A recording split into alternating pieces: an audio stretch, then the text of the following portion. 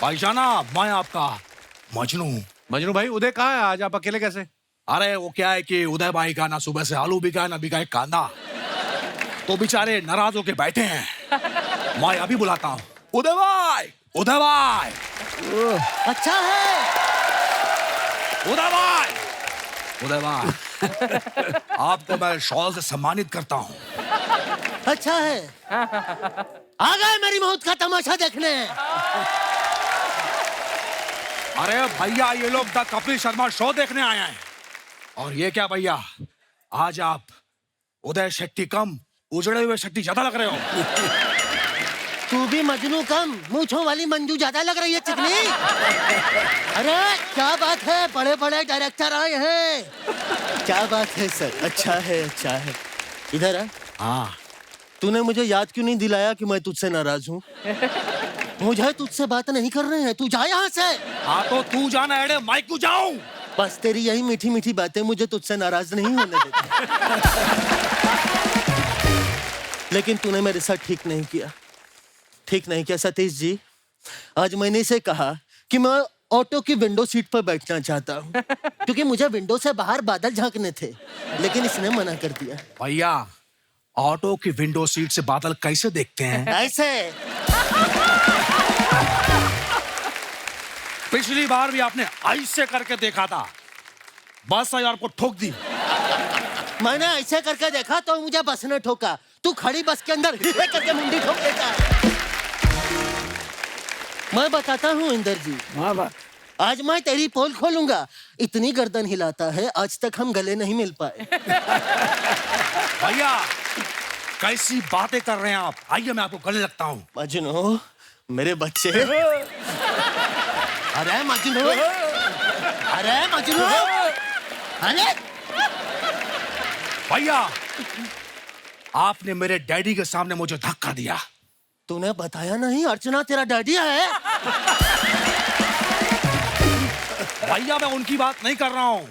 मैं इंदर जी की बात कर रहा हूँ। 30 साल पहले उन्होंने मुझे बेटा बनाया था। और इंदर जी, जैसे आपने मुझे लेके बेटा बनाया, वैसे आप मेरे बेटे को लेके पोता बनाइए।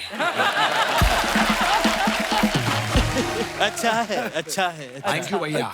थैंक यू नहीं, मेरा बेटा ज्यादा अच्छा है, उसको लीजिए। भैया, मेरा बेटा ज्यादा अच्छा है। इतना बड़ा हो गया तू, अच्छा है। देख रहे हैं अनीस जी, इतना बड़ा हो गया, भाई से जुबान लड़ाता है। अरे भूल गया इतना सा था जब तू पैदा हुआ था। भैया, इतना सा क्या होता है, मैं बच्चा था कि फोड़ा था। अरे तू जो भी था, सोने से पहले तू मेरा ही अंगूठा चूस के सोता था। तो पैर के अंगूठे कौन चुसवाता है?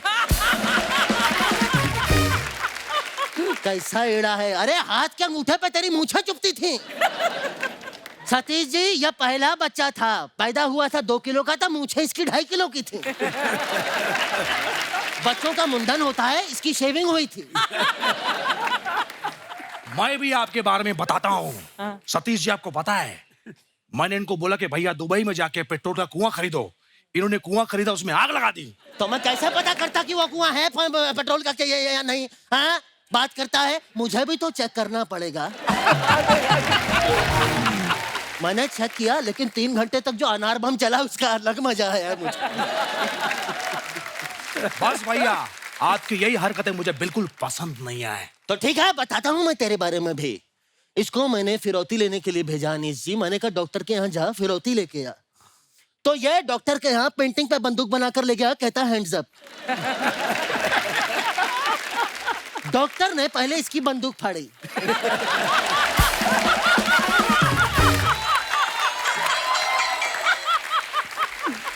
सही है। उसके बाद इसके कपड़े फाड़े। उसके बाद नहीं हाँ, बस कर बस।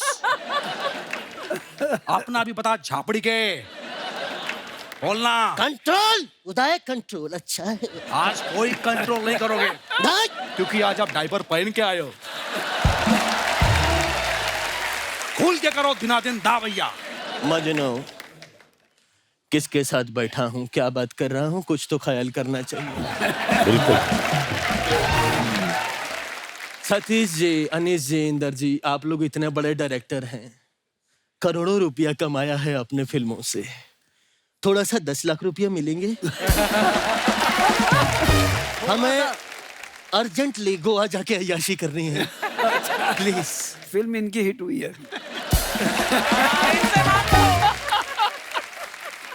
भैया ऐसे पैसा नहीं मांगते, थोड़ा इमोशनल इमोशनल इमोशनल। हमें प्लीज 10 लाख रुपया दे दी, हमें अर्जेंटली गोवा जाके अय्याशी करनी है। भैया ऐसे मत रोइए, मेरी हंसी निकल जाएगी। मैं बताता हूँ कैसे मांगते हैं। सर प्लीज हमें पैसे दे दीजिए, हमें हमारी माँ का इलाज करवाना है गोवा बीच पर। बीच में माँ का इलाज कैसे होगा मतलब? अरे जब हम दोनों भाई एंजॉय कर रहे होंगे बीच पे, साथ में अय्याशी कर रहे होंगे, तो हमारी माँ हमें खुश देखकर ठीक हो जाएगी। बच्चों की खुशी से बढ़कर माँ के लिए कुछ नहीं होता। क्या बात है, क्या बात है, क्या बात है। बिल्कुल सही कहा भैया आपने। हाँ। जैसे कपिल को कमाता देख उनकी माँ अर्चना खुश हो जाती है। क्योंकि उनको पता है कि जब तक कपिल कमाएगा तब तक वो भी कमाएंगी।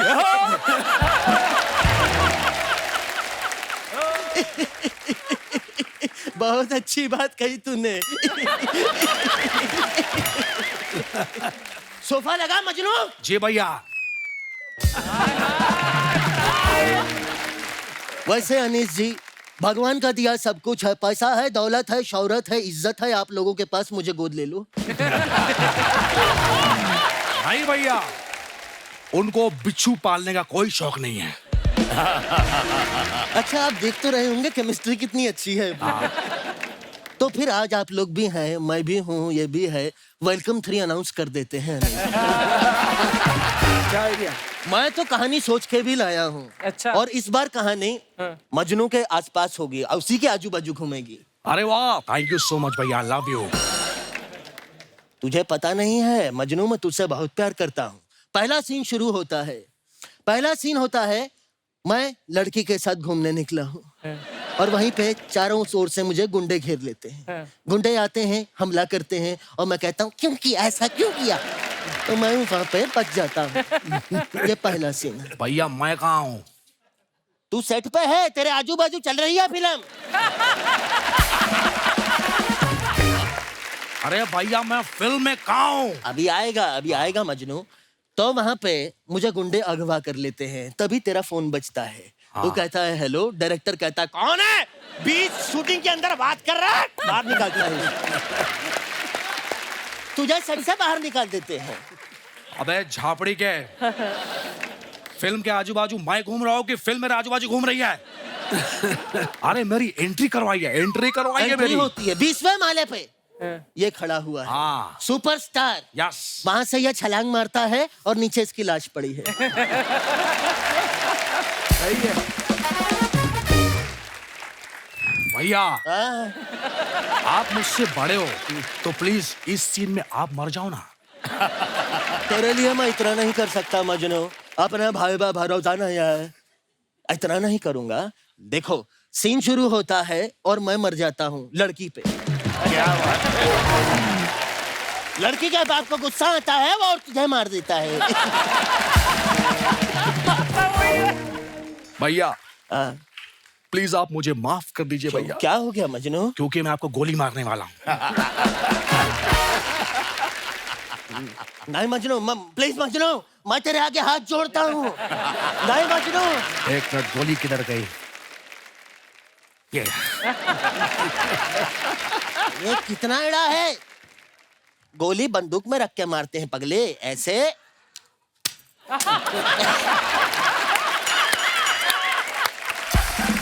ऐसे मारते हैं।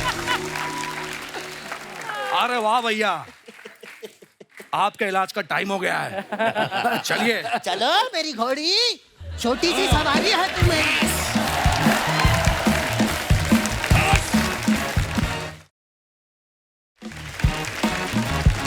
शर्मा जी! शर्मा जी! हेलो! एक सेकंड, शर्मा जी वो ओटीपी आया होगा, जल्दी से दो ना प्लीज, मैंने शॉपिंग की है। शॉपिंग तुमने की, ओटीपी मैं क्यों दूं? अरे तुम्हारी क्रेडिट कार्ड से शॉपिंग की है तो ऑब्वियसली तुमसे लूंगी ना ओटीपी, जल्दी दो, ये वो 10 सेकंड में एक्सपायर हो जाएगा। काश शादी भी ऐसे होती ओटीपी की तरह कि 10 सेकंड में आपने हाँ नहीं बोला तो शादी कैंसिल है, दूसरी करो। इतने बड़े बड़े डायरेक्टर्स बैठे हैं, तुम कैसी बातें कर रहे हो इनके सामने? वो तो खुद घर से बाहर इसलिए निकले बीवियां ओटीपी ना मांग ले। हाँ नहीं तो आज कोई प्रमोशन थोड़ी है, हम तो वैसे ही बातें कर रहे हैं। फिर तुम इधर उधर की बातें लेके शुरू हो गए। मुझे अच्छे से इंट्रोड्यूस तो कराओ। अनीस भाई आपने भूल भुलैया 2 बनाई ना? हाँ तो ये मेरी जिंदगी की मंजुलिका है ये। सर आप लोग इतने एक्सपीरियंस है, मेरे पति को कुछ समझाइए ना, मतलब शादी के बाद से बीवी से प्यार ही नहीं करता। आप लोगों का इतना एक्सपीरियंस है, कृपया इसे समझाइए कि जब प्यार करने की उम्र निकल जाती है उसके बाद आदमी शादी करता है। क्यों आती है मेरे मेहमानों को तंग करने? तो फिर दोबारा प्यार करना सीख लो ना। इंदर सर ने फिल्में बनाई हैं, दिल, इश्क, मन, हाँ इतनी रोमांटिक फिल्में बनाई है सर ने। तो मैं इनकी मस्ती, ग्रैंड मस्ती उससे ना सीखूं कुछ? वो भी तो इन्होंने बनाई है, वो भी तो इन्होंने बनाई है। मस्ती मस्ती याद है, लेकिन फिल्म के क्लाइमैक्स में जो बीवियों से प्यार करने वाला जो मैसेज था वो याद नहीं है तुम्हें? वो मैं क्लाइमैक्स में पॉपकॉर्न खाने चला गया था। क्लाइमैक्स में कौन पॉपकॉर्न खाने जाता है? जिसकी जिंदगी का ओपनिंग सीन खराब हो जाए ना वो जाता है पॉपकॉर्न लेने। प्रॉब्लम क्या है तुम्हें? मोबाइल है तुम्हारे पास ना, इसमें फ्रंट कैमरा है, हाँ है। इसको ऑन करके ऐसे करके देखो, तुम्हें मेरी प्रॉब्लम दिख जाएगी। किसी दिन मैं चली जाऊंगी ना, तुम ना तकिए में मुंह डाल के रोगे तुम। तकिए में मुंह डाल के? मैं जूही चावला हूँ जो मैं तकिए में मुंह डाल के रहूंगा? मैं तो खुश हो जाऊंगा, तालियां बजाऊंगा, मैं बहुत ज्यादा खुश होऊंगा। तू जाकर तो देख एक बार, आ गई डबल बेड की चादर की साड़ी बना के।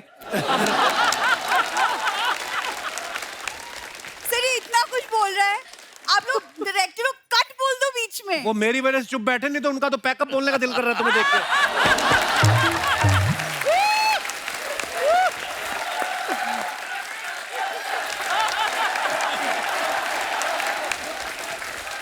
पब्लिक चाहती है हमारा तलाक हो जाए, वो भी तो पब्लिक। कितनों को बुलाया तुमने? इतनों को बुलाया हाँ, तुमने? तुमसे तो बात ही करना बेकार है, मैं सर लोग से बात कर लेती हूँ, तुमसे तो मतलब। ओए 1-1 रुपया देके वीडियो गेम खेलने वाली लड़की। तुम्हें क्या पता फिल्मों के बारे में? तुम क्या बात करोगी उनसे? तुम नहीं पता होगा मुझे कुछ। सर मेरे पापा ना ईडी रह चुके हैं। पापा एडी नहीं रह चुके, एडी ये, इसके पापा येड़े थे। मुझे तुमसे बात नहीं करनी। तुम्हें अपने मेकअप की कसम अगर तुम पलटी तो इस बार अपनी बात पे जमी रहना, बात करना मत। सतीश सर आप ना हमारे रिश्ते पे ना आप एक फिल्म बना सकते हो। हाँ जी। कि शादी के पहले लड़का लड़की के पीछे पीछे घूमता रहता है, लेकिन शादी के बाद भाव भी नहीं देता। फिल्म का टाइटल होगा घर की मुर्गी दाल बराबर। वाह अच्छा है। यस। सारी बीवियां अग्री करती हैं। करेक्ट? यस। ये कहानी पूरी नहीं बता रही, ये पूरी कहानी मैं बताता हूँ आपको। एक लड़का लड़की शादी होती है, उसके बाद में पूरा लड़के का ससुराल आके अपनी बेटी के घर रुक जाता है। टाइटल भी है मेरा 20-20 नान दामाद परेशान। ये लोग इतना परेशान करके रखा है इन लोगों ने। यार वो तो सिर्फ मेरे प्यार की वजह से रुके हैं। तो प्यार तुमसे करते ना, मेरे घर पे क्यों रुके फिर? देखो ऐसे हमें ज्यादा मत बोलो, हमारे गांव में भी हमारी पुश्तैनी हवेली है, बिल्कुल भूल भुलैया जैसी। हाँ कोई सर कुछ नहीं था, वो अंग्रेज वहां घोड़े बांधते थे। इसके पिताजी ने चुड़ैल बन के लोगों को डराना शुरू कर दिया, लोगों ने वहां आना बंद कर दिया, इन्होंने रहना शुरू कर दिया। हवेली तुम लोगों की बढ़िया। क्या हम लोग बातें कर रहे हैं, क्यों परेशान कर रही हो आके मेहमानों को? अरे मैं परेशान का, मैं तो शॉपिंग कर रही थी। देखो अब दोबारा से ओटीपी आएगा, प्लीज मुझे दे दो, मुझे मॉइस्चराइजर लेनी है पापा के लिए प्लीज। पापा के लिए मॉइस्चराइजर? हाँ। पापा ने मिनी स्कर्ट पहन के डिस्को में जाना है? पापा को क्यों चाहिए मॉइस्चराइजर? यार मजाक मत करो यार, ठंड में पापा को खुशकी की बहुत प्रॉब्लम होती है। खुशकी की वो तो एंजॉय बड़ा करते हैं खुशकी को। मैंने देखा इसके दोनों माँ बाप यहाँ पे ना ऐसे लकीरें मार के 0 काटा खेल रहे थे। बातों में ना मिर्च मसाला डाल के सुनाने की आदत है इनको। तो बातों में डालूंगा, बाकी मसाले तो खत्म कर दिया तुम्हारे माँ बाप ने।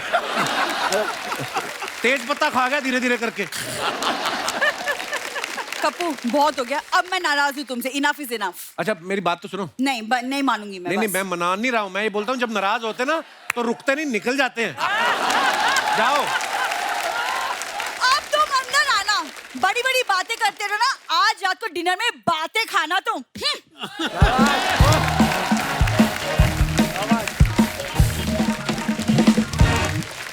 बस सर जिंदगी कट रही है, क्या कहें सर। जैसे आप सब हिंदी फिल्में बनाते हैं, मैंने बहुत बार देखा है जो एक्टर्स होते हैं ना, कई एक्टर्स, नॉट ऑल, कई एक्टर्स ऐसे होते हैं जो सिर्फ इंग्लिश में बात करते हैं. So what is my scene, हमारे शो पे भी कई ऐसे आते हैं. So where I am coming from, अच्छा उनको एक मैंने एक्टर के सामने बोल दिया, सर आज हम तो दिहाड़ी कर रहे हैं. तो व्हाट इज दिस दिहाड़ी? मैंने कहा दिहाड़ी मतलब जो कमाने निकलते हैं हम.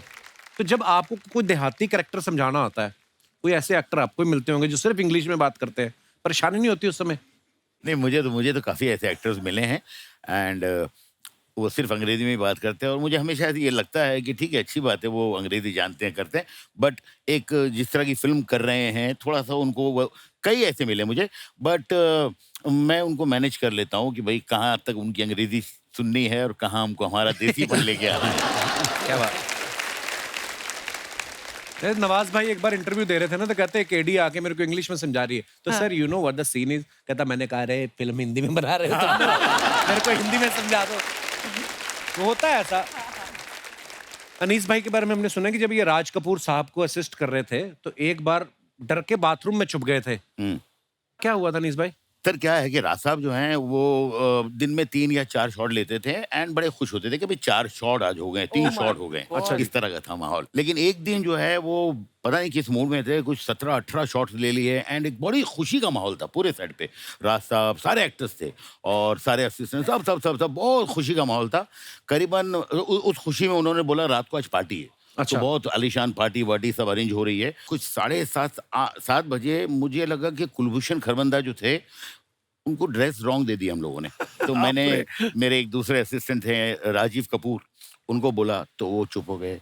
उसने तीसरे को बोला, तो 5 आदमी जो असिस्टेंट है वो सेट पे बहुत खुशी का माहौल है, सब खुश हैं. ये सिर्फ 5 लोग टेंशन में है कि अब क्या होगा. तो हमारे जो चीफ असिस्टेंट थे मिस्टर कलाचंद्र, उनको हम लोग ने बोला सर आप बता दो ना तो मार डालेंगे ये, क्योंकि राज साहब जो है यार बहुत जबरदस्त चिकना चिल्लाना. अरे बाबा. तो राज साहब की तरफ वो जा रहे थे, हम लोग धीरे धीरे गेट की तरफ आ रहे थे शूटिंग से. जैसे उनको बोला, राज साहब बहुत अच्छे मूड में थे, उनका खाली से रिएक्शन आया और उन्होंने बोला वेयर इज माय असिस्टेंट. चिल्लाया उन्होंने, हम लोग सब भाग गए. कोई यहाँ कोई यहाँ कोई यहाँ कोई यहाँ. लेकिन अब यह है कि किसी तरह उन्होंने बुलाया, बहुत जितना बोलना था सबके सामने जितनी बेइज्जती कर सकते थे जो वो हुई. और उसके बाद यह है कि रात को पार्टी भी है तो वहां पे भी जाना है. कोई असिस्टेंट पार्टी में जाना नहीं चाह रहा है, लेकिन जाना है पार्टी में. और फिर पार्टी रात के 2-3 बजे तक.